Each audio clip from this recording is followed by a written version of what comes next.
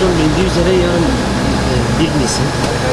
Evet. Yani 1 Nisan denilince aklınıza ne geliyor? Bir insan dedi, bir Nisan şakası geliyor. Vallahi abi şu an aklımıza bir şey gelmiyor da yani herkesin bir fikri vardır, değişebilir yani her an. Yani olsa ilk önce kendimi hastanelik bir duruma sokabilirim yani. Herkesin inanması durumda, herkesin ilk önce başıma toplanması, aileler uzaktan gelmesi gibi şeyler düşünebilirim yani. Vallahi her şey geliyor aklımıza, ne gelmiyor ki? Vallahi. Vallahi abi normal bir gün gibi öyle hiç pek umursadığım olmuyor. Yani şaka yapmıyorum, şaka yapmayı sevmiyorum. Şaka yapanı da sevmiyorum abi. Hiç uğraşmıyorum, öyle tarzım değil. Bazen uğraşmak, şey etmek. Bir Nisan valla şaka işte. Bir Nisan şakaları yapılıyor. Bu şey gibi işte. Bildiğimiz bu öğrencilerin yaptığı şakalar falandır. Genelde bu şakalar yapılıyor ama böyle abartılmadan yapılırsa daha güzel olur. Bazen çok abartılı yapıldığı zaman hoş durumlar ortaya çıkmıyor. 1 Nisan deyince aklınıza ne geliyor? Neler söylemek istersiniz? 1 Nisan deyince yani çok güzel şakalar geliyor. İnsanların birbirlerine sürprizle yaklaştığı, şakalar yaptığı gün demek. Eğlenceli bir gün demek. Vallahi hani bizim çocukken bir insan şakaları vardı, o aklıma geliyor. Şaka geliyor mesela. İlk çocukları yaptığı şakalar geliyor. Başka da hiçbir şey gelmiyor zaten. Ama ayıp bir şey, şaka yapmaması lazım. Peygamber Efendimiz sallallahu aleyhi ve sellem demiş ki asla yalan atmayın. O da asla yalan atmazmış zaten. Çok güvenilir bir insanmış. 1 Nisan aklıma gelince Nisan ayı Resulullah'ın doğum ayıdır. Evet. Başka bir şey aklıma gelmiyor yani.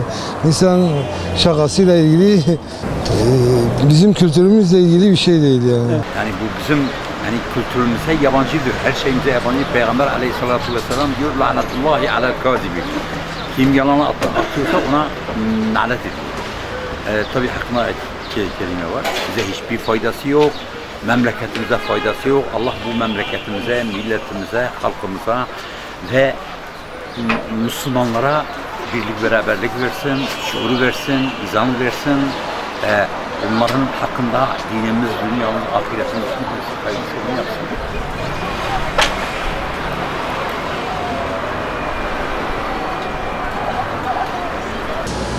Yani 1 Nisan kültürümüze nereden gelmiş, kökeni nereden gelmiş haberiniz var mı? Valla o kadar seneyi bilmiyorum. Ben sadece 1 Nisan dedim ama şu anki bizim toplum 1 Nisan birbirine şakalar, böyle bazı kötü şakalar da yapıyorlar. Yani o millet de inanıyor o şeyler.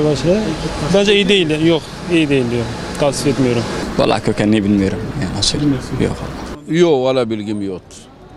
Bilgim yoktur ama bilen bir Nisan şakası var ama bilmiyorum nereden gelmedir. Vallahi hiç bilgim yok, hiç araştırmadım bile, hiç meraklı da olmadım yani. Peki bu 1 Nisan bizim kültürümüze nereden gelmiş? Hani bunun bilginiz var mı? Bizim kültürümüzde batıdan gelmiş. Nereden gelmiş yani? Bizim kültürümüzde bunun yeri yoktur zannetmiyorum yani. Batıdan gelen bir şeydir yani. Ben hiç bilmiyorum. Vallahi hatırlamıyorum, yoktur bildiğim kadarıyla.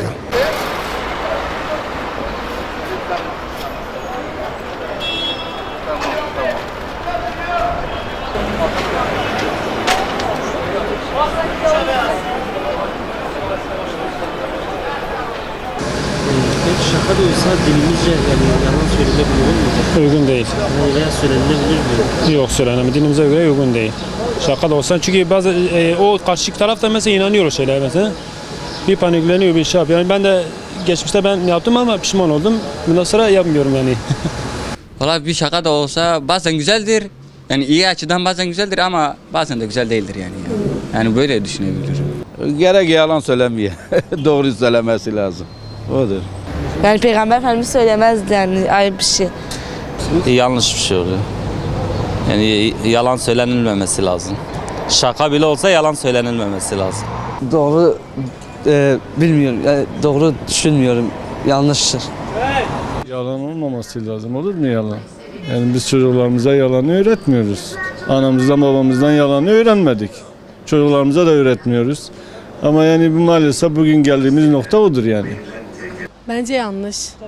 Yani bir insanı güldürmek için yalan söylememek gerekiyor. Başka bir şekilde güldürebilirsiniz. Neden yalan söyleyelim ki? Vallahi yalan bizim kültürümüzde yoktur. Olmaması gereken bir şeydir. Hele Müslüman dinimizde yalan konuşmak hiç tavsiye edilecek bir konu değildir yani. Şakanın hiçbir yalanın hiçbir şekilde doğru bir tarafı yoktur yani. Yalan yalandır yani.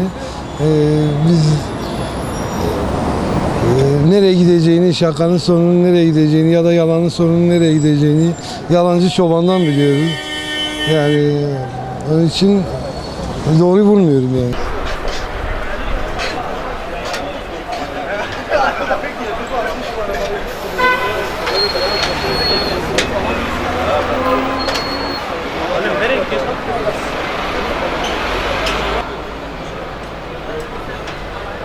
Peygamber Efendimiz şaka yapmıştır yani. Yani duyuyoruz büyüklerimizden. Ama ölçülü olarak. Ölçüyü kaçırmadan. Yani kendisi dünyanın efendisidir.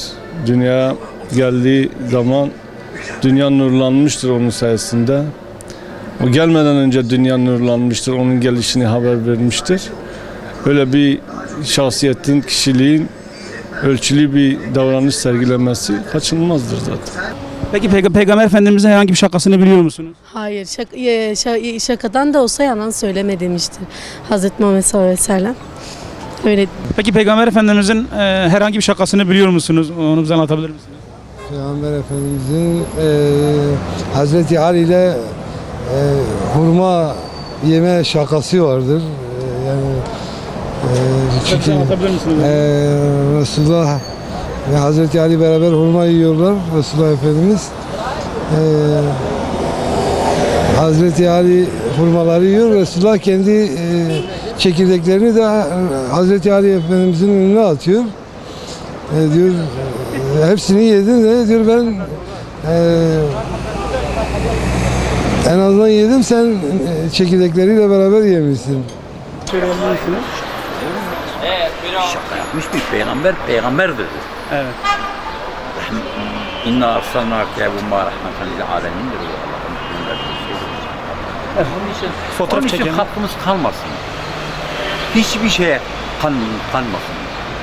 Irkçılıktan tut, bilmem her şeye kalmasın. Biz Müslümanız elhamdülillah. Allah'a ve Resulüne iman etmişiz.